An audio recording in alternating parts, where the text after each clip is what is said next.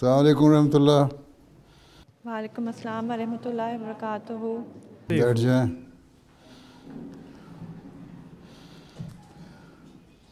अच्छा, नाइला मलाहत शेख तिलावत।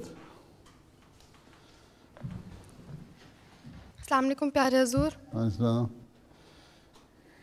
अऊज़ु बिल्लाहि मिनश शैतानिर रजीम।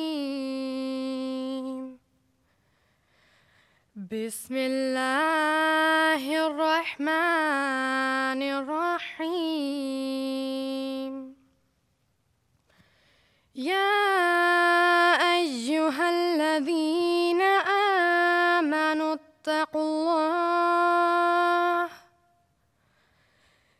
इत्तक़ुल्लाह हक़्क़ तुक़ातिही वला तमूतुन्न इल्ला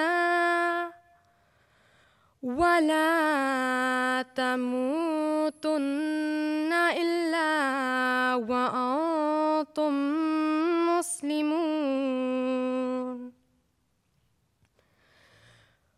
वाअतसिमू बिहब्लिल्लाहि जमीअन वला तफर्रक़ू वज़्कुरू निअमतल्लाहि अलैकुम इज़ कुंतुम अअदाअन फ़अल्लफ़ बैन क़ुलूबिकुम फ़अस्बहतुम बिनिअमतिही इख़वाना वकुंतुम अला शफ़ा हुफ़्रतिम मिनन नारि फ़अन्क़ज़कुम मिन्हा कज़ालिक युबय्यिनुल्लाहु लकुम आयातिहि लअल्लकुम तहतदून। वल्तकुम मिनकुम उम्मतुन यदऊना इलल खैर व यअमुरूना बिल मअरूफ व यनहौना अनिल मुनकर व उलाइका हुमुल मुफ्लिहून। Je vous présente la traduction de ces versets. Il s'agissait des versets 103 à 105 de la sourate Al-Imran. Je cherche refuge auprès d'Allah contre Satan le rejeté. Au nom d'Allah, le gracieux, le miséricordieux. Ô vous qui croyez, craignez Allah comme il doit être craint, et ne laissez pas la mort vous surprendre que lorsque vous êtes en état de soumission. Et cramponnez-vous ensemble à la corde d'Allah et ne soyez pas divisés. Et souvenez-vous de la grâce d'Allah sur vous quand vous étiez ennemis, alors il a réconcilié vos cœurs dans l'amour, de sorte que par sa grâce vous êtes devenus frères. Et vous étiez au bord d'un gouffre de feu et il vous en a sauvés. C'est ainsi qu'Allah vous explique ses commandements afin que vous soyez guidés. Et qu'il se trouve parmi vous un groupe qui appelle au bien et qui enjoint la vertu et qui interdit le mal. Et ceux-là qui prospéreront. Maliha Shakir pour la traduction en ourdou.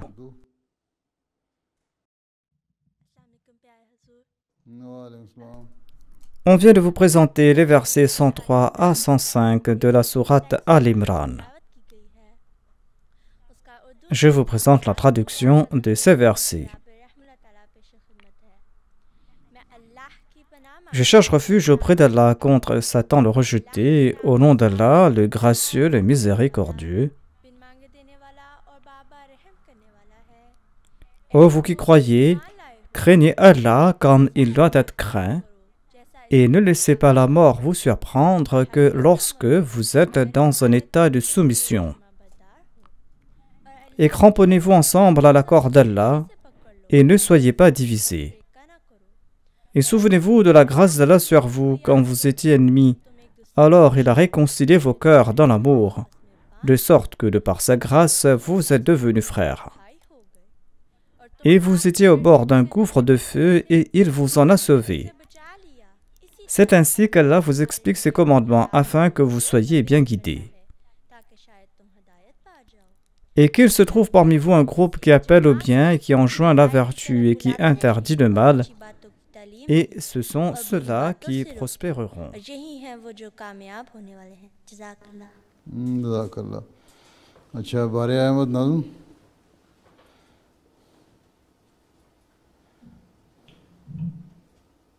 हजूर पाकीज़ा कलाम हज़रत अक़दस मसीह मऊद अलैहिस्सलातु वस्सलाम। हम दो सना उसी को जो ज़ाते जावेदानी,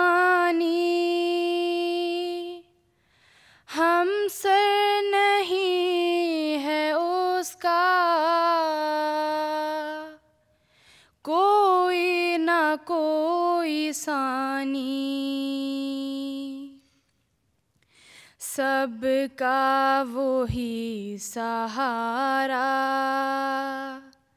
रहमत है आशिकारा, हमको वही प्यारा, दिलबर वही हमारा, उस बिन नहीं गुजारा, गैर उसके झूठ सारा, ये रोज़ कर मुबारक, सुबहाना मैया रानी, ये रोज़ कर मुबारक,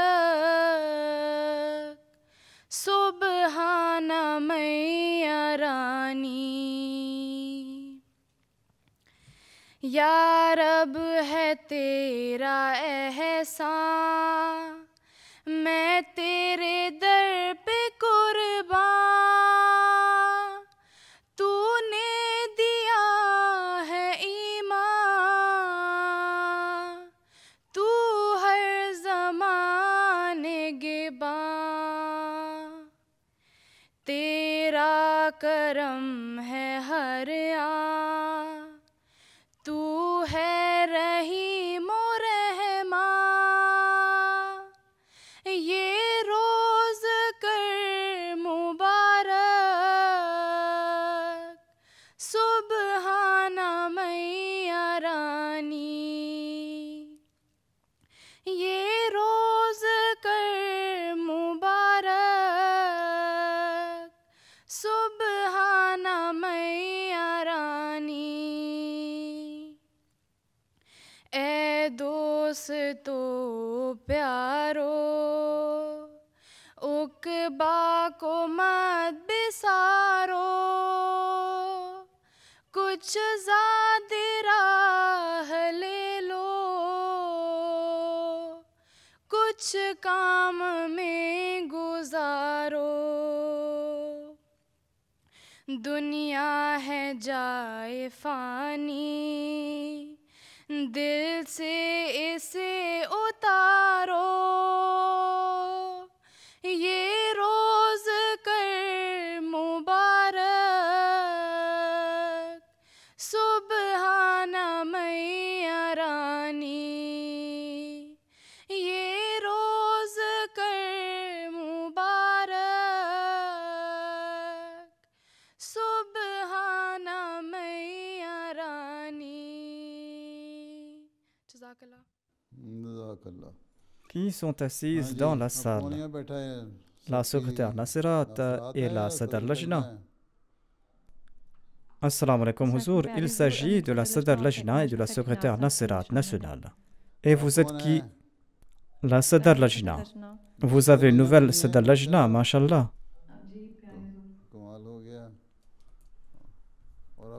Et qui se trouve à votre gauche? La secrétaire Nasirat. अच्छा बैठ जाओ Et où êtes-vous assise? Dans quelle salle? कहाँ हुए हैं आप लोग Nous sommes à Mainmark, à Meinheim, où l'on organisait la Jalsa Salana dans le passé. À Meinheim. Vous êtes parti aussi loin, à Meinheim. Je croyais qu'il s'agissait d'un beau bâtiment que la Jamaat a construit. Priez, cher Huzur, que nous ayons un tel bâtiment afin que nous puissions organiser nos rencontres.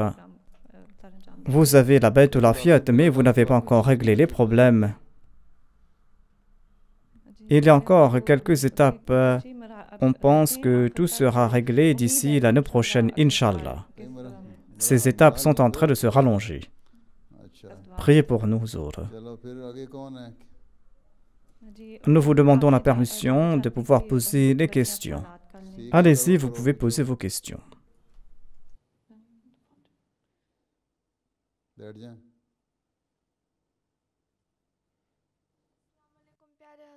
वालेकुम अस्सलाम Je m'appelle Fiza Rabbani. Ma question est que Allah, le Tout-Puissant, déclare dans le Saint-Coran que nous avons rendu le Saint-Coran facile à comprendre et à mémoriser. Ma question est pourquoi avons-nous besoin de commentaires du Saint-Coran? Le Coran a été rendu facile. जो बातें हैं Les commandements mentionnés dans le Saint-Coran sont faciles à suivre. ठीक है नसीहत अल्लाह ताला ने Il y a ces conseils généraux, il y a aussi les commandements qu'Allah a placés dans le Saint-Coran et qui sont faciles à suivre. ठीक है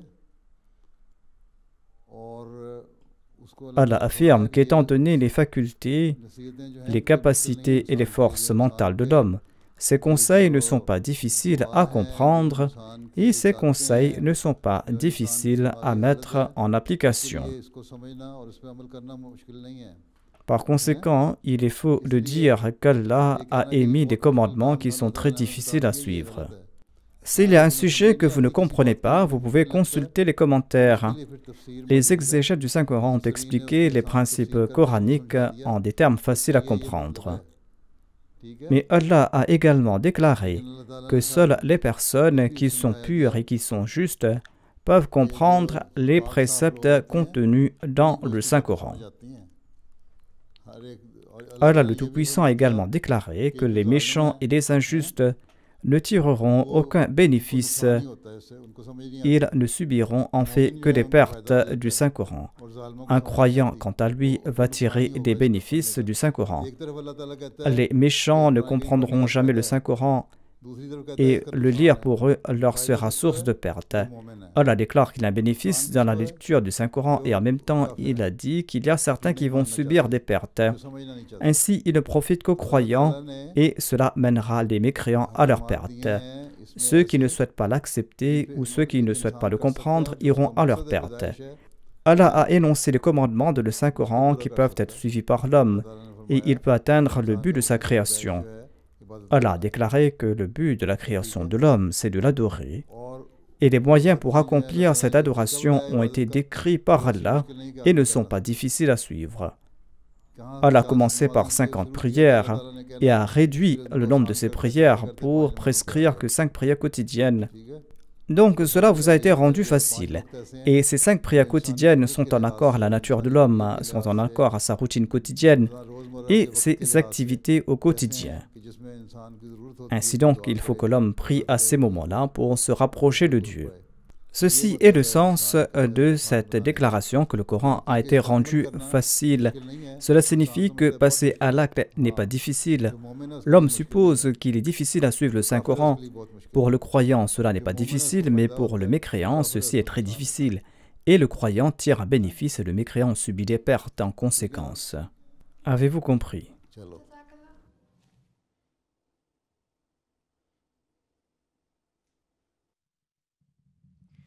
अस्सलाम वालेकुम व रहमतुल्लाहि व बरकातुहू प्यारे हुजूर वालेकुम सलाम हुजूर मेरा नाम Je m'appelle Tabin Ahmad et mon père s'appelle Malik Navid Ahmad. हुजूर मैं अपने स्कूल के हर इम्तिहान पर बिस्मिल्लाह लिखती हूँ Parle lentement, tu n'as pas un train à rattraper. जल्दी जल्दी बोल Tu es en train de parler rapidement, parle lentement. अगर उस्ताद बिस्मिल्लाह को काट लें तो हमें क्या करना चाहिए Quelle est ta question? J'écris Bismillah sur chaque feuille d'examen et si le prof coupe à la Bismillah, que devons-nous faire? Elle n'est pas musulmane. Tu dois réciter la Bismillah en ton cœur et Allah t'en accordera les récompenses, Inch'Allah. Et si tu l'as écrit et que ton prof déclare que tu ne dois pas le faire, il n'y aura aucun avantage d'être en conflit avec ton professeur.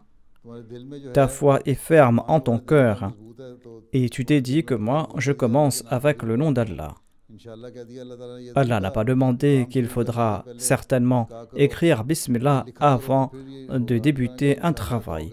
Il faudra tout simplement dire que Inch'Allah, je vais accomplir cette tâche et je commence avec le nom d'Allah.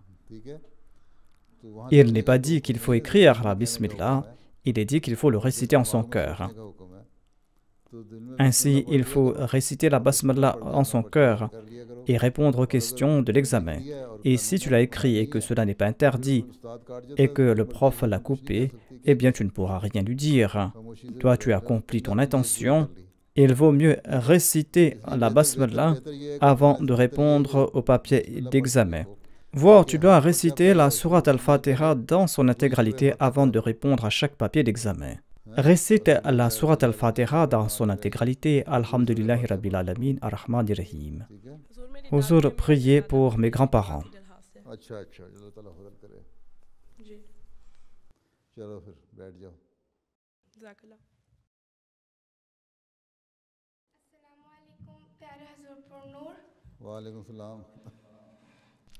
Je m'appelle Sabika Bilal. Ma question est, pouvons-nous réciter la prière consacrée aux morts lorsque nous entrons dans un cimetière de non-musulmans? Ou devons-nous réciter cette prière uniquement lorsque nous entrons dans un cimetière de musulmans?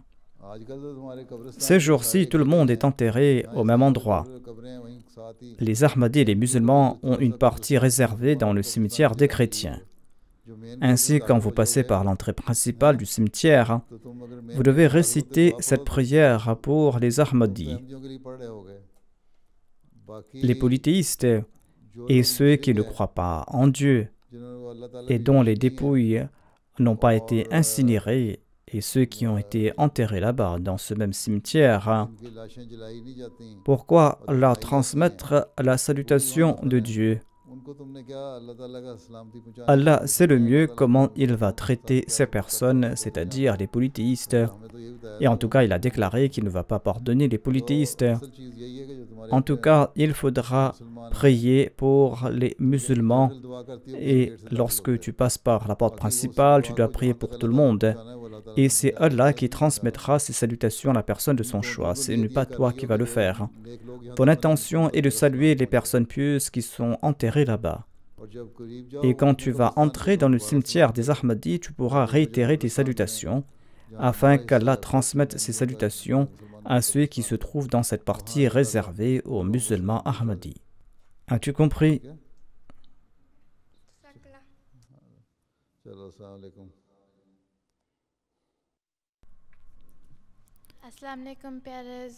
Je m'appelle Atiatul Wakil et ma question est la suivante. Une femme peut-elle devenir imam? Les femmes peuvent devenir imam pour les femmes.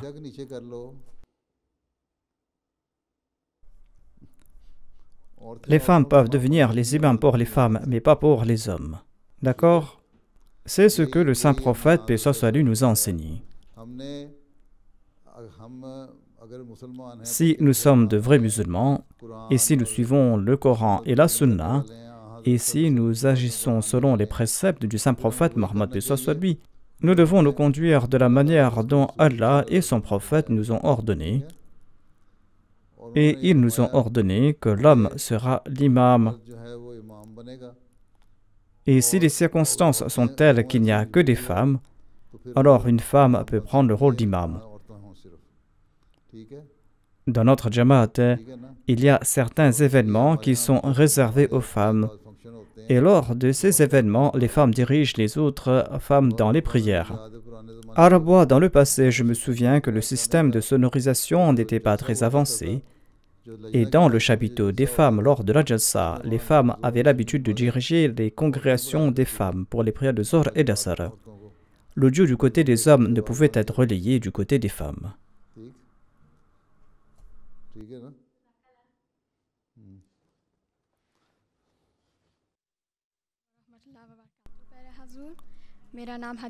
Je m'appelle Hadika Nasir. Ma question est à propos de la raison pour laquelle les membres masculins de notre communauté ont 3 organisations auxiliaires, Atfal, Khuddam et Ansar, alors que chez les femmes, il n'y a que 2 organisations. Chez les hommes, il y a 3 organisations, alors que pour les femmes, il n'y a que 2.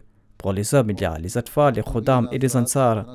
Et du côté des femmes, il y a les Nasirat pour les filles jusqu'à l'âge de 15 ans. Et après cet âge, il y a la Lajna.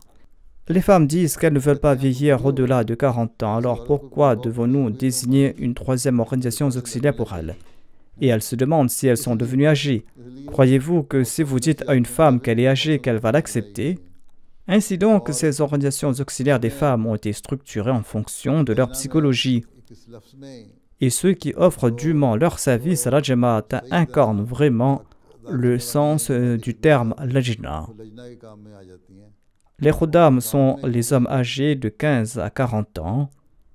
Et pour les Khuddam, ces années sont celles de la jeunesse, pendant lesquelles ils offrent divers services et ils tiennent une variété d'activités qui diffèrent de celles des femmes. Aussi, il est également observé qu'il arrive à un âge que pour les femmes, leurs activités sont similaires.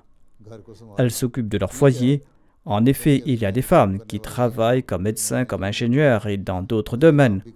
Cependant, généralement, après le mariage, la femme s'occupe principalement de son foyer.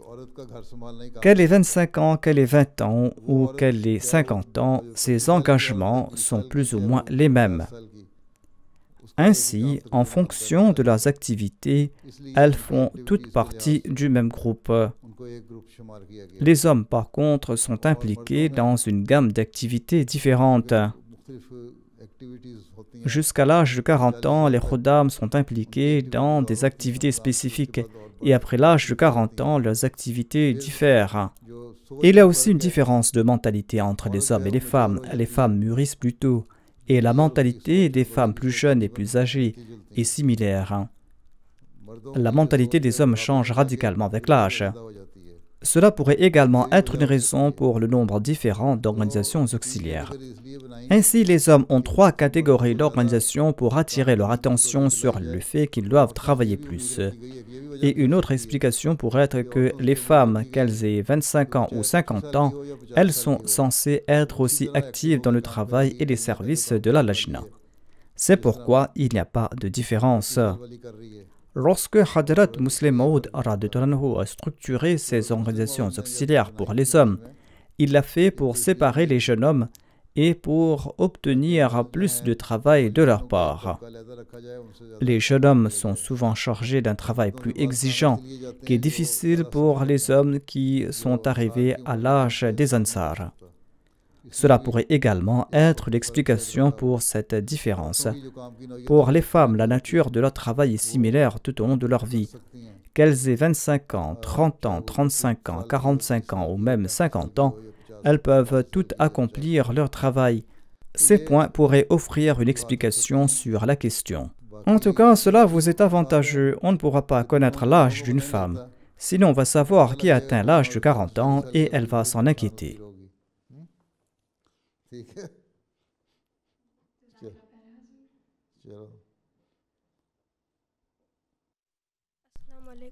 Je m'appelle Sabik Ahmad. Ces jours-ci, on parle beaucoup à propos de l'homosexualité et du lesbianisme. Mes camarades de classe me demandent mon opinion à ce propos. Quel argument puis-je présenter à ceux qui ne suivent aucune religion? Demande à ceux qui ne suivent aucune religion quelle est la loi de la nature. Quelle est la loi de la nature? Qu'est-ce que Dieu a-t-il mis dans la nature? Selon la nature, presque tous les animaux ont des relations sexuelles avec ceux du sexe opposé. Telle est la loi que nous voyons chez les animaux. Les animaux n'ont pas des relations homosexuelles. Ainsi, cette nature démontre que telle est la nature de l'homme et des créatures, à savoir qu'ils établissent des liens avec ceux du sexe opposé. Vous pouvez leur dire que vous ne croyez pas dans la religion, vous ne croyez pas en Dieu, et chez vous, le sexe n'est qu'un désir physique qu'il faut assouvir. ख्वाहिशात की वो है उसको पूरा करना है, ठीक है। Pour vous, le sexe n'est qu'un désir qu'il faut assouvir, alors que Dieu nous a enseigné à nous, les musulmans, que notre objectif n'est pas de manger, de boire et d'assouvir nos penchants sexuels comme les animaux. Dieu a fixé pour nous, les êtres humains, un objectif grandiose. Dieu nous a accordé un esprit qu'il faut utiliser à bon escient.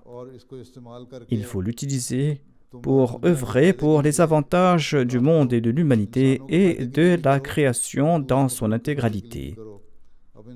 C'est l'homme qui peut devenir un médecin pour les hommes et qui peut devenir aussi un vétérinaire pour les animaux. L'homme est celui qui est capable de réfléchir pour le bien-être de l'humanité et le bien-être des animaux. Aucun animal ne peut le faire. Étant donné que Dieu a doté à l'homme autant d'intelligence, il doit adopter les méthodes licites que Dieu a mises en place. Voilà ce que nous dit la loi de la nature. Disez-leur que nous avons quant à nous un objectif grandiose et vous, vous souhaitez uniquement assouvir vos désirs matériels, vos désirs charnels. Si l'homme se contente d'assouvir ses désirs, quelle sera la différence entre lui et un animal?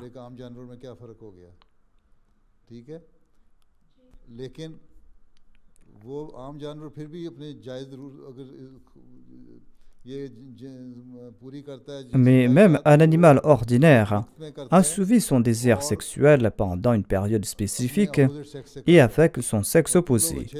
Et vous, vous êtes la meilleure de la création. Et vous ne faites pas de différence entre ce qui est permis et ce qui est interdit. Vous souhaitez uniquement assouvir vos désirs. Ainsi, vous pouvez accepter ce point de vue ou rejeter cela. Nous ne pouvons pas vous contraindre à l'accepter.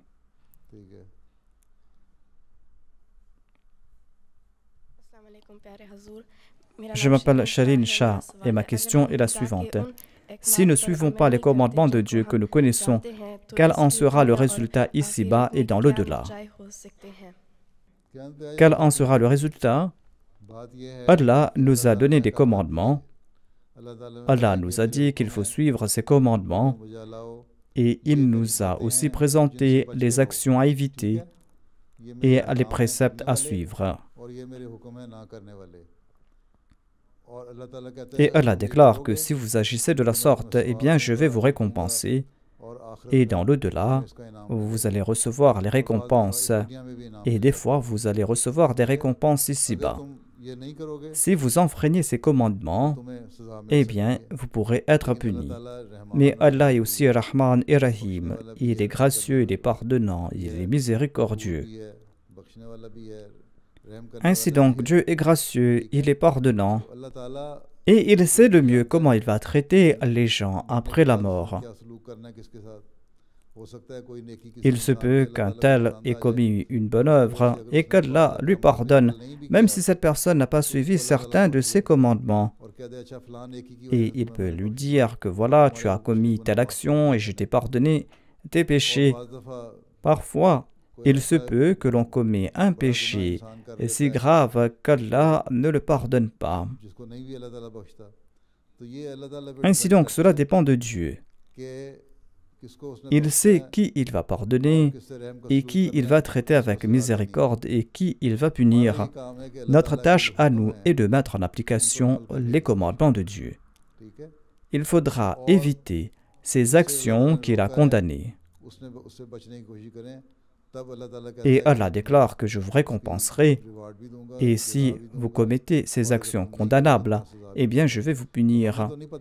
On ignore quand et quelle action va attirer le déplaisir de Dieu. Nous devons, quant à nous, tenter de suivre les commandements de Dieu à la lettre. Et nous devrons aussi accomplir de bonnes œuvres et nous devrons aussi éviter les péchés.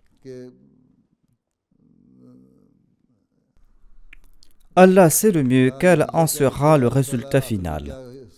Allah peut pardonner ou il peut punir. C'était cela ta question. हाँ जी Est-ce que j'ai répondu à ta question? जी जज़ाकल्लाह ठीक है प्यारे हजूर मेरा नाम है Abida Je m'appelle Abida Mahmoud et ma question est, il y avait des êtres humains à l'époque d'Adam. Est-ce qu'il y a des informations à propos de ces êtres humains qui étaient les contemporains du prophète Adam? जो हजरत आदम अलैहिस्सलाम के साथ रहते थे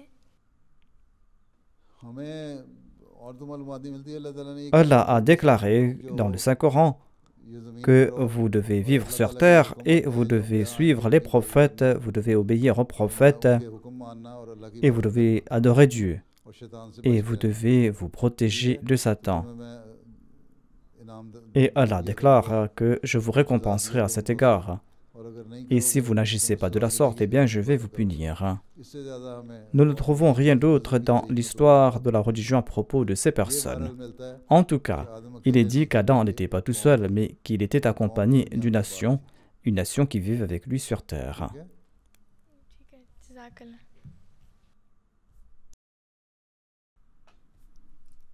अस्सलाम वालेकुम प्यारे हुजूर Je m'appelle Afia Massoud et j'ai 14 ans.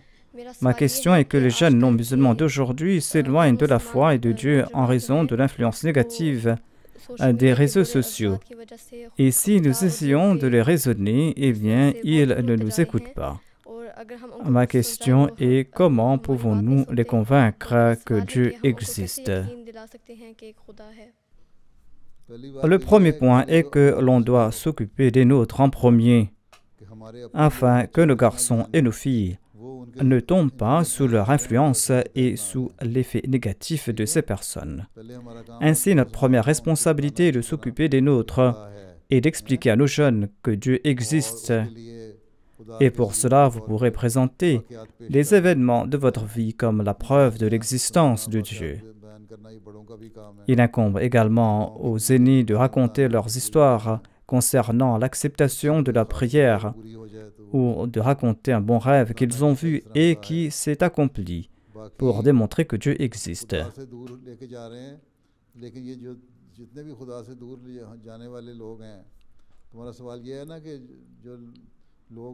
Ta question est que les gens s'éloignent de Dieu et que cela peut nous influencer aussi. Et comment éviter cela? Est-ce cela ta question? नहीं वो social media से En raison des réseaux sociaux, les gens s'éloignent de Dieu. Social media कैसे ज़ेर असर आता जा रहा Les gens sont influencés par les réseaux sociaux, c'est ça? है सोशल मीडिया की वजह से En raison des réseaux sociaux, ils s'éloignent de Dieu. On est impliqué matin et soir dans les réseaux sociaux et on oublie l'objectif de sa création. Nous oublions Dieu et les jeunes passent tout leur temps devant Internet et ils perdent leur temps. Est-ce cela ta question? और ये भी कि वो Il y a aussi des vidéos sur les réseaux sociaux qui nous éloignent de Dieu. Social media के में की वजह से फिर वो इन्फ्लुएंस होते Ainsi donc, les jeunes sont influencés par ces vidéos दुनिया की तरफ ज़्यादा et ils s'éloignent de Dieu et se tournent davantage vers ce monde. यही बात है कि हमें पहले Nous devons en premier nous occuper des nôtres. अपने बच्चों को Nous devrons nous examiner en premier et voir jusqu'à quel point nous connaissons Dieu. अल्लाह ताला पे यकीन Et nous devons créer cette certitude en Dieu. अल्लाह ताला ने हुक्म दिया Dieu nous a ordonné de prier et nous devons implorer Dieu pour qu'Allah nous protège de ces maux. और दूसरे ये कि Quran Le Saint-Coran nous enjoint d'éviter ces maux. बच कर है बाकी ये लोग जो हैं Quant à ceux qui vont sur les réseaux sociaux et qui parlent contre Dieu ou qui disent des choses qui éloignent les gens de la foi et d'Allah, eh bien ce ne sont là que des stratagèmes de Satan. तो ये तो Lorsque Adam a été créé, Satan a déclaré qu'il va tenter d'égarer les gens. को बिगाड़ने की Et Satan a adopté diverses méthodes à différentes époques. कोशिश की है À notre époque, Satan a adopté l'usage des réseaux sociaux. कर लिया अब social Les réseaux sociaux peuvent être utilisés pour le bien et pour le mal.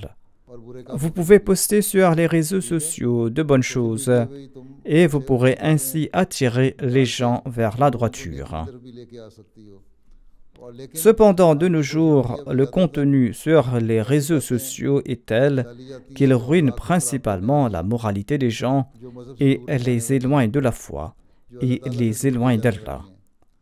Lorsque vous allez rencontrer de telles choses, eh bien, en tant que jeune fille éduquée, vous devez y répondre en disant Voici la vraie réponse aux choses qui sont dites contre Dieu le Tout-Puissant.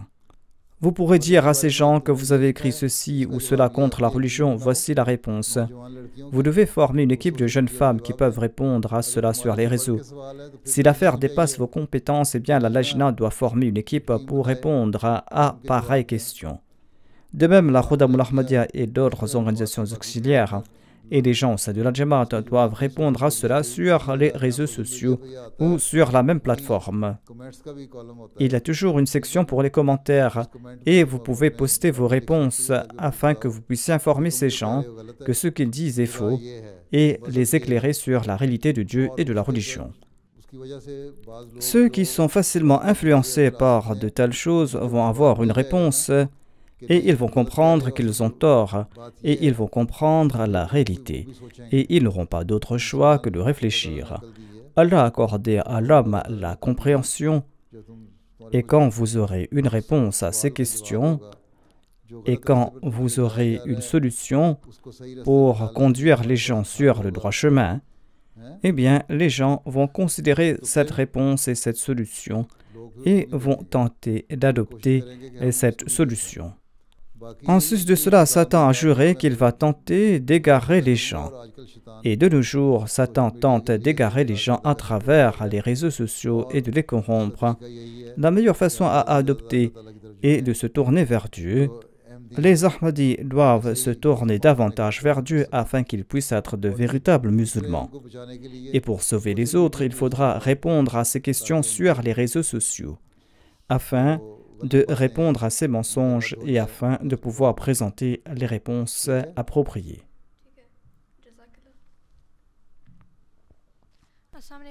Je m'appelle Basma Zafar et avant ma question, je vous demande de prier pour moi et pour ma famille et pour mon oncle en particulier.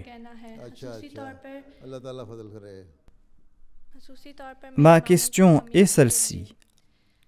On nous recommande de vous écrire des lettres qui sont brèves, mais s'il y a un problème qui est long à expliquer, comment vous le présentez? Si le problème est compliqué, eh bien, vous pouvez écrire une longue lettre, mais vous pouvez aussi mentionner les points essentiels, 1, 2, 3 ou 4. Si vous allez écrire ces points, cela va être traité rapidement. Si vous allez écrire une lettre de 10 pages, eh bien, je vais demander aux employés du bureau de faire un résumé de cette lettre et de présenter les points. Et il se peut qu'ils ratent certains des points. Ainsi donc, si l'affaire est longue à expliquer, vaut mieux présenter des points qui sont brefs, 1, 2, 3, 4, 5 et 6. Vous pourrez ainsi présenter ces points en ajoutant à la fin que si vous souhaitez que j'écrive davantage à ce sujet, je pourrai le faire. Dans un premier temps, il faudra écrire brièvement et réduire 10 pages en 2 pages. En tout cas, il est difficile de lire 10 pages.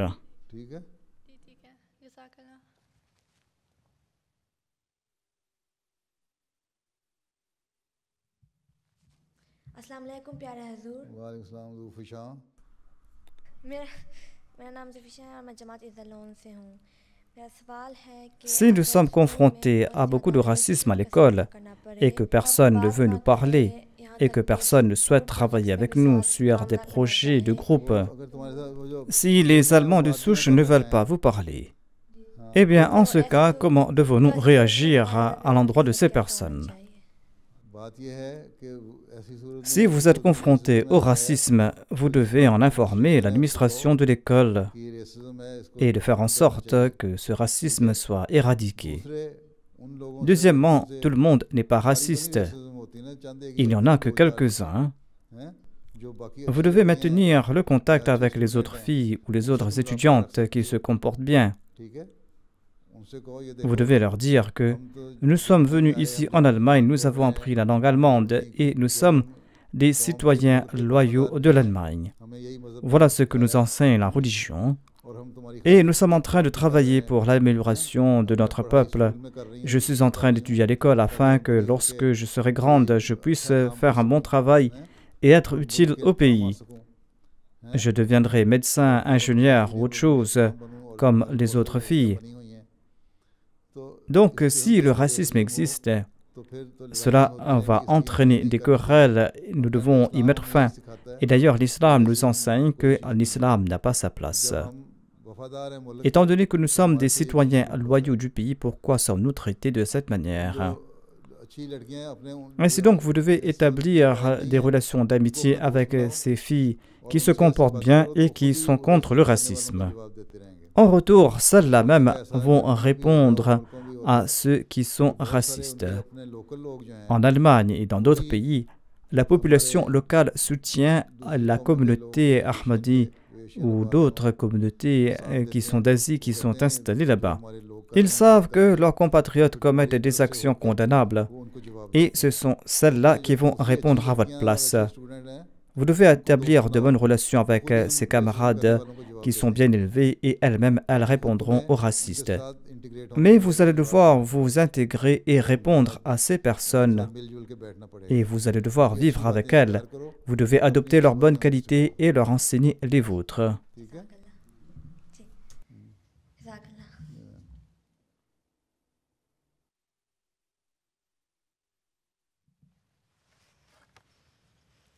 अस्सलाम वालेकुम प्यारे हुजूर। Je m'appelle Shafia Kazia et je suis de Hanau. और पहले तो मैंने ये कहना था कि मेरी Priez pour mes proches et pour ma famille, s'il vous plaît.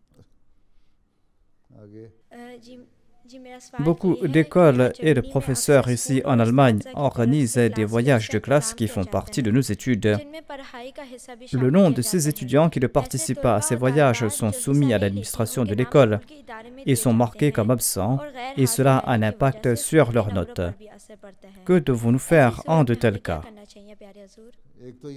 Tout d'abord, il y a certains voyages qui sont purement récréatifs. Et selon moi, vous ne devrez pas y participer. Ces voyages sont tout simplement pour le plaisir et pour la récréation, et au nom du plaisir, on commet des actes immoraux. Il y a aussi certains voyages qui sont en relation avec vos études et dont le but est d'approfondir vos recherches. Par exemple, si vous étudiez la biologie ou les sciences, ils peuvent vous emmener visiter un zoo ou ils peuvent vous emmener à la campagne pour vous montrer la vie sauvage. Si ces voyages sont essentiels, eh bien, vous devez y participer. Ces voyages ne durent généralement qu'un jour ou une nuit et pas 2 ou 3 nuits. Donc, premièrement, vous devez tenter d'éviter ces voyages et vous ne devez pas prendre des sujets qui incluent de tels voyages. Mais même si cela a un léger impact sur vos notes, cela ne fera pas une grosse différence. J'ai vu beaucoup de jeunes femmes en Allemagne qui étudient la médecine ou l'ingénierie et qui n'ont pas participé à ces voyages scolaires durant leurs études. Mais malgré cela, elles ont été admises dans leurs cours. Si vous avez de bons résultats dans vos études et dans vos examens, ils n'auront pas d'autre choix que de vous accepter. Par conséquent, vous ne devez pas utiliser cela comme une excuse et dire que vos notes seront affectées. Et même si vos notes sont coupées, eh bien, ce sera très minime. Ces notes sont minimes pour ces activités extrascolaires.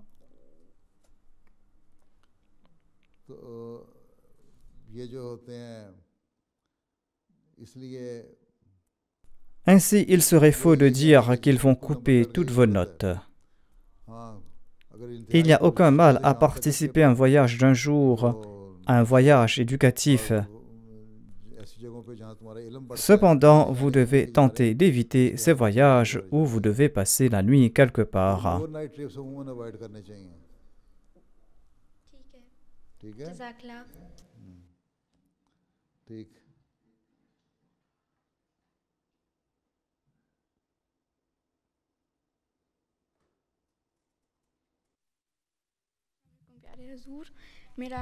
Je m'appelle Rahim Malik. Il y a le concept du mauvais œil qui existe chez les gens. Est-ce que cela revêt quelque importance en islam? Le mauvais œil. Si l'on est arrogant soi-même, eh bien, l'on sera frappé soi-même du mauvais œil.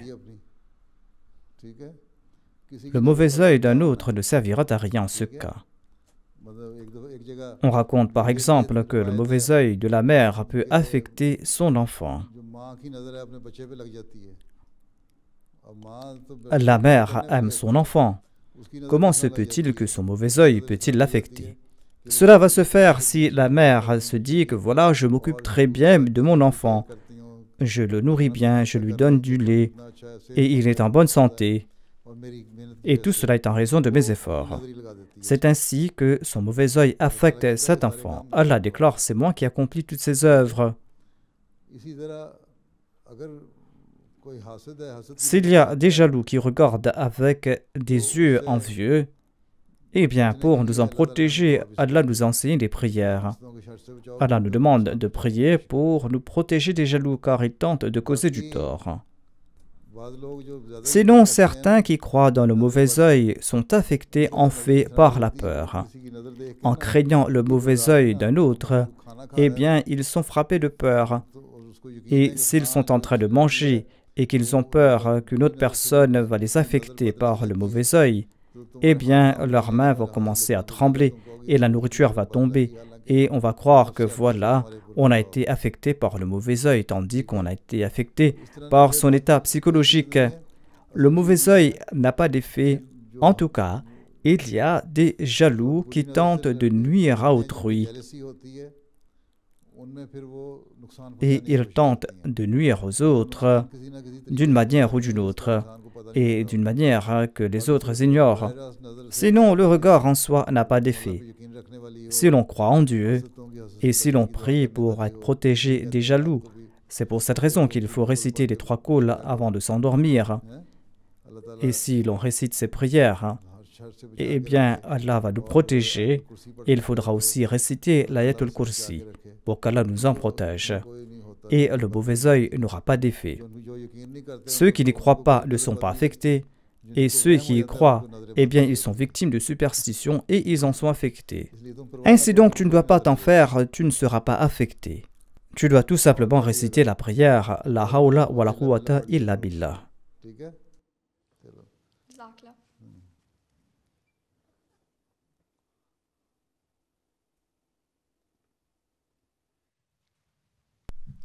Assalamu alaikum Huzur, je m'appelle Atiatul Awwal Khan et ma question est, ne pas porter le voile est-il condamnable?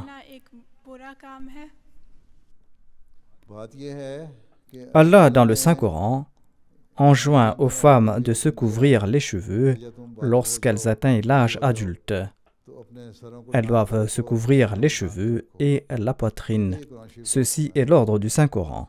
किसी और जगह तो नहीं ना Nous sommes des musulmans, n'est-ce pas? तुम मुसलमान हो ना Tu es musulmane, कुरान शरीफ को मानते tu हो crois dans le Saint-Coran अल्लाह ताला की et tu crois que c'est le livre d'Allah qui a été envoyé ने इस पे हुक्म दिया par Allah, par l'entremise du saint prophète Mohammed paix soit lui, हमारे लिए et qu'il a envoyé ce livre pour notre direction. Dans ce même Coran, donc, il est dit qu'il faut se couvrir les cheveux et la poitrine. अपने सीनों को ढांक के रखो ताकि लोगों Il faut ainsi se couvrir afin d'être à l'abri du mauvais regard des autres et afin de préserver la dignité de la femme. को वो कायम रह सके ठीक है जी जज़ाकल्लाह। तो इसलिए C'est pour cette raison que les filles adolescentes, celles qui atteignent l'âge de 13 ou de 14 ans, elles doivent commencer à se couvrir les cheveux फिर सरों को ढांकना भी et elles doivent aussi porter un manteau अपना कोट पहनना et elles doivent se couvrir la poitrine. अच्छी बात है और यही हुक्म है अल्लाह Ceci est l'ordre que Dieu nous a donné का, जो अल्लाह ताला et si nous sommes musulmans, nous devons suivre les commandements de Dieu.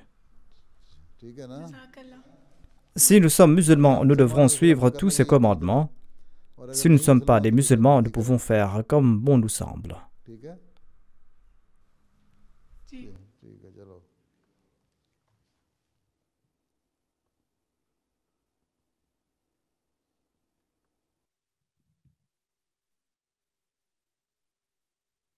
अस्सलाम वालेकुम व रहमतुल्लाहि व बरकातहू प्यारे हजूर Je m'appelle Atiatul Qayyum Ahmad मैं जमात खोबरन से et हूँ। ma question est la suivante. Pourquoi le statut du martyr est-il aussi élevé? Est-ce que Dieu a fixé qui méritera le statut de martyr? C'est Allah qui sait qui méritera le statut de martyr. Si quelqu'un est déjà destiné à recevoir ce titre ou pas. Allah connaît mieux et il sait si un tel va tomber à martyr. Il a connaissance de toutes choses et il sait le mieux si sa personne va accomplir telle ou telle action qui va faire qu'il va mériter le statut de martyr.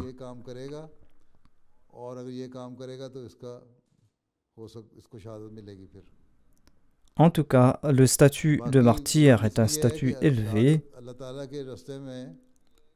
et le martyr est un statut élevé parce que l'on consent des sacrifices dans la voie de Dieu. Celui qui offre sa vie pour la cause de Dieu, eh bien, c'est lui qui va mériter le plus grand amour de la part d'Allah.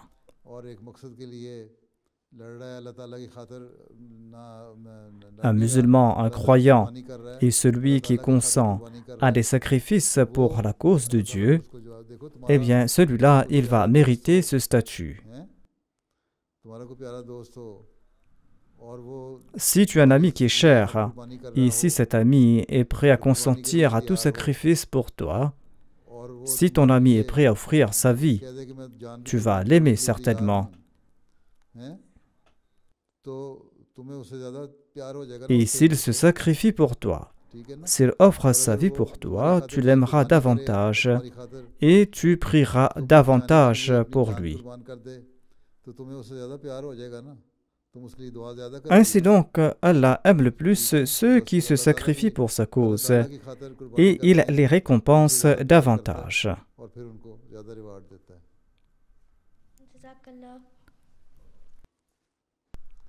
La dernière question maintenant. Assalamu alaikum, pyare Hazour.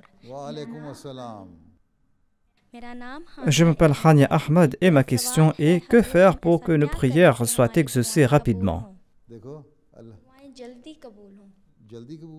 Pour que les prières soient exaucées rapidement, cela dépend de Dieu. Dieu n'est pas notre domestique. Notre tâche à nous, c'est d'implorer Dieu. Nous devons avoir à l'esprit que seul Dieu est capable de nous conférer de bonnes choses. Dieu est source de toute puissance. Et Allah déclare, implorez-moi et j'exaucerai vos prières. Allah déclare aussi que vous devez aussi croire en moi. Yu'minu bi. Vous devez croire en moi, votre certitude doit être ferme et vous devez être certain que j'entends vos prières. Et vous devez avoir cette certitude que mes paroles sont vraies et que vous devez mettre en application mes commandements. Croire en Allah signifie suivre les préceptes de Dieu. Allah déclare qu'il faudra accomplir les 5 prières quotidiennes. Il faut accomplir ces prières comme il se doit. Il faut l'implorer. Êtes-vous en train d'accomplir les 5 prières comme il se doit? Allah déclare que vous devez débarrasser vos esprits de vos mauvaises pensées. Demandez-vous si vos pensées sont pures ou pas. Allah déclare que vous devez éviter de regarder ces émissions immorales ou vous devez éviter ces compagnies immorales. Sur la télé, sur Internet, évitons-nous ces émissions immorales ou pas? Allah déclare qu'il faut bien se comporter. Il faut bien se comporter envers ses proches, envers ses frères et sœurs, envers ses amis. Il faut faire preuve de courtoisie à l'égard de tout le monde. Il ne faut pas qu'il y ait du mal en vous. Êtes-vous en train d'agir de la sorte ou pas? Si nous allons rectifier toutes nos œuvres, si nous allons croire en Dieu et si nous allons agir de la sorte, eh bien Allah déclare que j'exaucerai en ce cas vos prières. Ainsi donc, il faudra en premier se réformer, il faudra apporter une grande réforme en soi, ensuite les prières seront exaucées. Il ne faut pas prier un seul jour pour un besoin. Parce qu'on a besoin de quelque chose, eh bien ce jour-là, on va accomplir de longues prières en pleurant. Ou pour une semaine, on va prier. Et quand Allah t'accorde ce dont tu as besoin, eh bien tu l'oublies. Tu oublies de lire le Saint-Coran, tu oublies la courtoisie, tu oublies comment bien traiter autrui. Allah déclare que tes prières ne seront pas exaucées ainsi. Allah connaît très bien tes intentions. Si tu as de bonnes intentions et si tu as fait l'intention de faire montre de ta foi et d'accepter les préceptes de Dieu, en retour, Allah déclare que j'exaucerai tes prières. Sadr Sahiba, le temps est écoulé. Est-ce qu'il y avait uniquement des Nasirat qui étaient là ou aussi des Lajna?